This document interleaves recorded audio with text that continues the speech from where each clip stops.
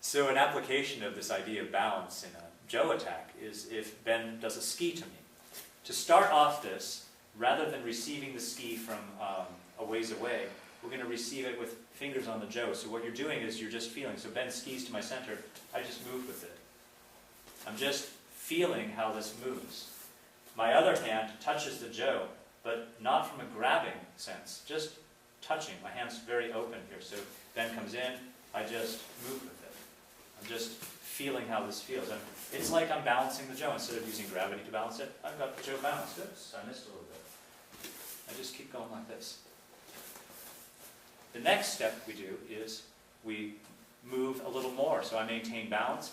Ben's trying to come for me, and I'm just balancing the Joe. Ben tries to come for me, I just balance the Joe.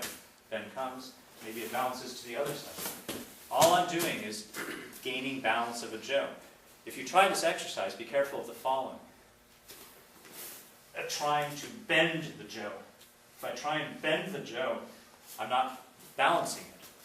All I'm doing is going along the axis of the Joe and back toward Ben. The exact technique I use is not important. It's balancing the Joe, going back. Once you've done that for a while, separate. So now the ski comes from a distance. And all I do is I receive the strike and I return it from the same sense of balancing a Joe, rather than saying, I'm going to do an ikkyo to Ben. Oh, that didn't work. I'm going to do a nikkyo to Ben. I don't try and do anything to him. I just balance the Joe. I just balance the Joe. See how open and loose my hands are? Doesn't matter which side I come from. I balance the Joe.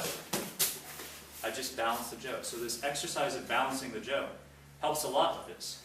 When you contact the Joe, you should contact the Joe with enough information for the other person so that they feel like they've struck something. If I contact the Joe like this, and it just feels loose, he has no reason to continue with his strike. I contact the Joe. I balance the Joe. I contact the Joe. I balance the Joe. That's all I'm doing. So just maintaining balance, feeling the balance. If you work a lot on this feeling of balance and catching some of these balance, it applies to lots of Aikido techniques.